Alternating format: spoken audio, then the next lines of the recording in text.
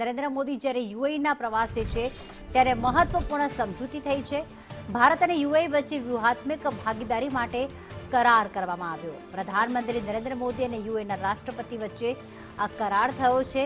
વેપાર છે, રોકાણ છે, ભારતીયમાં જે રોકાણ કરવામાં આવશે અને ભારતે યુએઈના સંબંધોને વધુ મજબૂત કરવા માટે વ્યૂહાત્મક ભાગીદારી માટે અને સહયોગ વધારવા માટે આ કરાર ખૂબ મહત્વનો માનવામાં આવી રહ્યો છે।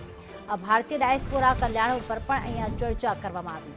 જ્યારે પ્રધાનમંત્રી નરેન્દ્ર મોદી યુએઈના પ્રવાસે પહોંચ્યા હતા ત્યારે અબુધાબીમાં તેમને ગાર્ડ ઓફ ઓનર આપવામાં આવ્યું અને તેમનું સ્વાગત કરવામાં આવ્યું હતું અને યુએઈના રાષ્ટ્રપતિ વચ્ચે અને પ્રધાનમંત્રી નરેન્દ્ર મોદી વચ્ચે એક દ્વિપક્ષીય વાતચીત થઈ હતી અને આ સહયોગ જે કરાર થયો છે, વ્યૂહાત્મક ભાગીદારીનો જે આ કરાર થયો છે તે સમયના આ દ્રશ્યો કે કઈ રીતે હાથ મિલાવીને અને ખાસ આ સહયોગ ઉપર હસ્તાક્ષર કરવામાં આવ્યા હતા, આ કરાર ઉપર હસ્તાક્ષર કરવામાં આવ્યા હતા।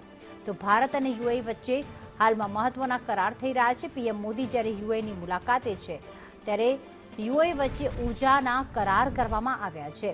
આપણે જાણીએ છીએ કે સમગ્ર વિશ્વમાં અત્યારે ઇંધણનું સંકટ છે કારણ કે મિડલ ઇસ્ટમાં યુદ્ધ ચાલી રહ્યું છે અને એની વચ્ચે અલગ અલગ દેશોની આ મુલાકાત અને સાથે સાથે જે આ યુદ્ધને સમાપ્ત કરવા માટેના જે પ્રયાસો છે તમામ પ્રધાનમંત્રી નરેન્દ્ર મોદી દ્વારા કરવામાં આવી રહ્યા છે। ત્યારે યુએઈની મુલાકાતે જ્યારે પહોંચ્યા, ઊર્જા સહયોગને વધારવાની જે કરાર છે તેના પર ચર્ચા કરવામાં આવી।